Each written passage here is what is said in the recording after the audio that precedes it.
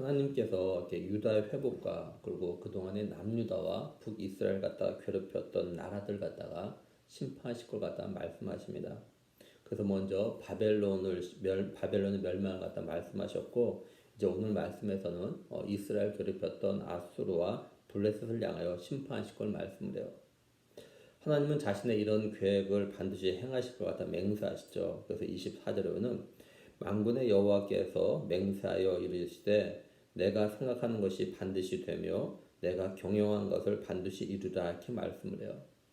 여기 내가 생각하는 것이 반드시 되며 내가 경영한 것을 반드시 이루라 이 말씀을 이렇게 그 히브리어 원문으로 이렇게 직역을 하면 만일 내가 생각한 대로 되지 않았더라면 이렇게 되어져요.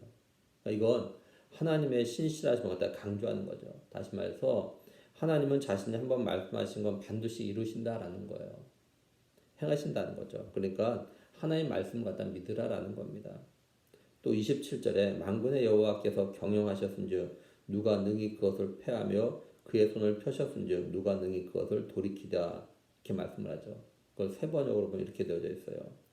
만군의 주께서 계획하셨는데 누가 감히 그것을 못하게 하겠느냐? 심판하시려고 팔을 펴셨는데 누가 그 팔을 막겠느냐? 성경에는요, 하나님이 계획하신 대로 행하실 것, 그리고 그걸 이 세상에 어느 누구도 막을 수 없을 것 같다 이렇게 말씀을 합니다. 잠언 19장 21절에 보면요, 사람의 마음에는 많은 계획이 있어도 오직 여호와의 뜻만 완전히 서라 이렇게 말씀을 하죠. 또 잠언 21장 31절에 지혜로도 못하고 명철로도 못하고 모략으로도 여호와를 당하지 못하느니라. 그리고 시편 33편 11절에 여호와의 계획은 영원히 서고 그의 생각은 대대 이르리로다 이렇게 말씀을 해요. 하나님은 아담과 하와가 선악과를 따먹는 죄를 지었을 때 뱀을 저주하시면서 말씀하죠. 여자의 후손에서 메시아를 보내가지고 뱀의 머리를 갖다가 상하게 할 거라 이렇게 약속하셨어요. 하나님 하신 이 약속, 이 말씀, 이 계획은 사람이 이루는 게 아니죠. 하나님 반드시 이루신다는 거였어요. 그래서 결국 하나님은 때가 찼을 때 예수 그리스도를 갖다가 보내셨죠. 그리고 우리의 죄를 대신해서 십자가에서 죽으시고 부활하셨습니다. 그리고 승천하셨죠. 이제 하나님은 약속대로 예수님을 갖다가 이 땅에 다시 보내실 겁니다. 하나님 약속하시고 계획하신 온전한 하나님 나라를 갖다가 완성하기 위해서 말이죠. 하나님은 영원하신 분이기에 그의 생각과 계획도 영원하고 반드시 이루어진다는 사실입니다. 우리 사람들은 영원하지 않기 때문에 아무리 능력이 있어도 다 이루지 못하죠. 그런데 하나님은요 영원하시기 때문에 모든 계획들은요 다 이루십니다. 반드시. 그렇다면 하나님의 계획과 생각이 반드시 이루어진다는 게 오늘 우리에게 어떤 의미가 있고 또한 뭘 말씀하는 걸까요? 이걸로는 우리에게 어떻게 적용해서 생각해 볼 수 있을까요? 그건 우리 믿음의 사람들에게 이 땅의 삶이 아무리 어렵고 힘들어도 또한 믿음으로 살아가는 게 힘들더라도 마지막까지 잘 참고 견디라라는 겁니다. 우리 성도들이 진실로 하나님 믿고 그 말씀의 약속 믿는다면 끝까지 견딘다는 거죠. 우리 한번 좀 생각해 봤으면 좋겠습니다. 지금 우리가 코로나 시대를 갖다 살아가고 있는데 오늘 내가 참고 견뎌야 될 것이 뭐가 있는가? 우리가 개인적으로 또는 가정적으로 하나님의 능력을 믿고 하나님의 말씀을 신뢰하면서 참고 견뎌야 될 게 뭐가 있는가? 우리가 이걸 가지고 좀 기도하기를 원해요. 또 우리들이 좀 하나님의 신실하심 믿고 끝까지 견디며 인내할 수 있길 위해서 좀 기도를 하기를 원합니다. 우리가 잊지 말아야 되는 것은 기도의 응답도요 참고 견디는 자가 받는다는 사실입니다. 기도의 응답도 참고 견디면서 기도의 자리를 떠나지 않는 자가 받아요. 기도의 응답도 믿고 이루어질 때까지 기도하는 자가 받습니다. 그러면 바라기는 저를 비롯해서 우리 교회 모든 믿음의 식구들이 믿음으로 인내함으로 인해서 반드시 하나님의 약속의 성취와 기도의 응답을 경험할 수 있기를 정말로 원합니다. 이제 하나님께서 자신의 뜻과 계획을 어떻게 이루시겠다고 하시냐면요. 25절 26절 보면 내가 아수르를 나의 땅에서 파하며 나의 산에서 그것을 짓밟으리니 그때 그의 멍에가 이스라엘에게서 떠나고 그의 짐이 그들의 어깨에서 벗어질 것이라. 이것이 온 세계를 향하여 정한 경영이며 이것이 열방을 향하여 편손이라 하셨나니 이렇게 말씀을 해요.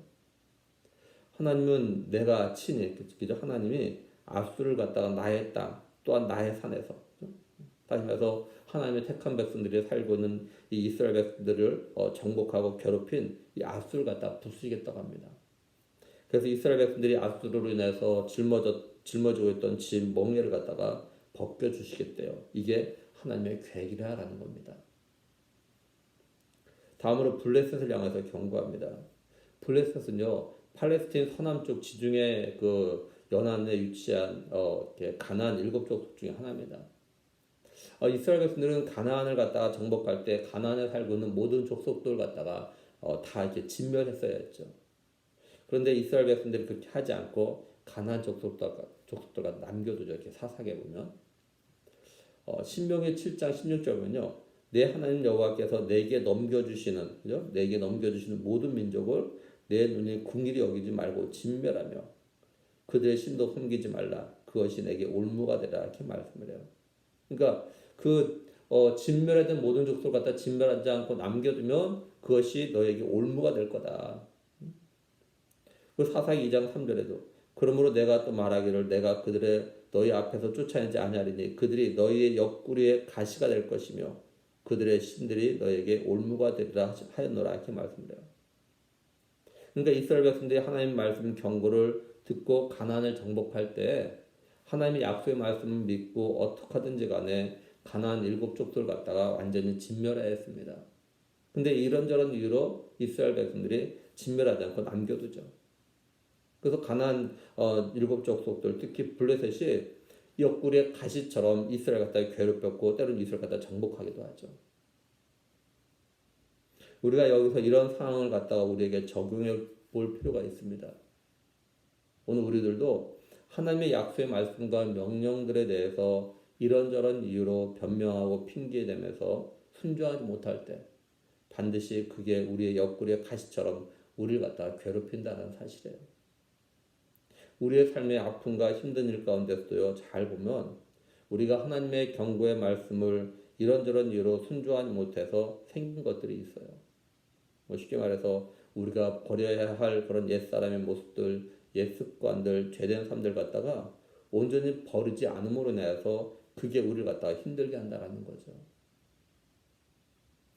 우리가 지금이라도 곰곰이 우리 자신을 갖다 돌아보고 내가 좀 버리고 고쳐야 될 것들, 또한 순종해야 될 것들을 뭔가를 잘 찾아서 버릴 건 벗고 부술 건 부수는 그런 우리가 되어야 합니다. 이제 하나님의 경고가 이런 블레셋을 향해서 언제 있었냐면요. 28절에 아하스 왕이 죽던 해 이 경고가 임하니라 이렇게 말씀을 해요. 하나님께서 블레셋을 향해서 뭐라고 경고하시냐. 29절에 블레셋 온 땅이여 너를 치던 막대기가 부러졌다고 기뻐하지 말라. 뱀의 뿌리에서는 독사가 나겠고 그의 열매는 날아다니는 불뱀이 되리라 이렇게 말씀을 해요. 그러니까 아하스 왕이 죽던 때 하나님께서 이 경고할 때 이 상황이 어떻냐면요. 이때 아수르의 디글랏빌레셋 3세가요. 블레셋을 갖다 위협하며 공포 분위기로 몰아갔습니다. 그런데 이 디글랏빌레셋 3세가 그만 죽고 말아요. 그것이 이제 그 블레셋 온 땅이 너를 치던 막대기가 부러졌다고. 그러니까 이 아수르의 디글랏빌레셋가 죽은 거야, 그죠? 그러니까 블레셋 사람들이 자신 위협하던 아수라는 죽었다 막 좋아했던 겁니다. 이때 하나님께서 하신 경고가 그거예요. 뱀의 뿌리에서 독사가 나겠고 그의 열매는 날아다니는 불뱀이 된다 이렇게 말씀하신 겁니다. 그러니까 아수르의 디글랏빌레셋의 3세 아들 사르곤 2세와 그리고 사네립이 바벨론의 사네립이 이제 블레셋을 갖다 멸할 거라고 이제 경고를 하신 거예요. 아수르의 사네립이. 그래서 아수르가 블레셋을 갖다 침략하는데 어느 정도로 하냐면 30절에 가난한 자의 장자는 먹겠고 궁핍한 자는 평안히 누우려니와 내가 내 뿌리를 기근으로 죽일 것이요 내게 남은 자는 살육을 당하리라 이렇게 말씀하죠. 세 번역은요. 나의 땅에서 내 가난한 사람들이 배불리 먹고 불쌍한 사람들이 평안히 누워 쉴 것이다. 그러나 내가 너희 블레셋 사람을 모조리 굶어 죽게 하고 너희 가운데서 남은 자는 내가 칼에 죽게 하겠다 이렇게 번역했어요. 그러니까 남유다 백성들 가운데는 가난하고 궁핍한 자도 잘 먹고 잘 살게 되지만 블레셋 사람들은 모두 굶어 죽게 될 거라는 겁니다. 근데 혹시 그 중에서 굶어 죽지 않고 살아남았다면 그런 자들은 칼로 죽임을 당하게 될 거라 이러는 것이죠. 그러니까 한마디로 블레셋 사람들은 완전히 사라지게 될 거라는 겁니다. 그래서 이 경고의 예언대로요, 블레셋은 나중에 바벨론의 느부갓네살에 의해서 완전히 멸망당합니다. 그리고 역사 속에서 사라져버려요. 결국 하나님께서 말씀하신 대로 또한 계획하신 대로 블레셋은 멸망을 당했던 거죠. 우리가 이걸 통해서 우리의 삶과 역사를 이렇게 믿음의 관점에서 멀리 볼 수 있어야 한다는 거예요. 우리가 하나님께서 말씀하신 대로 된다는 그런 믿음의 관점에서 멀리 보면서 믿음의 생활을 갖다 해야 지금 다시 말해서 오늘의 삶의 어려움과 고통과 힘듦 때문에 믿음을 버리지 않고 힘든 시간들 갖다 믿음으로 이겨나갈 수 있다는 거죠. 여러 번 제가 자주 말씀 정말 믿음은 멀리 보는 겁니다. 멀리. 좀 간절히 바라는 거는 우리에게 모든 믿음의 식구들이 좀 믿음의 관점에서 좀 멀리 보면서 바라보면서 믿음의 삶을 갖다가 살아갈 수 있었으면 정말로 좋겠습니다. 믿음의 눈으로 하나님께서 하신 말씀이 그대로 이루어질 걸 가도 믿고 바라보고 이 코로나 속에서도 믿음으로 끝까지 인내할 수 있기를 간절히 소망합니다. 기도하시겠습니다.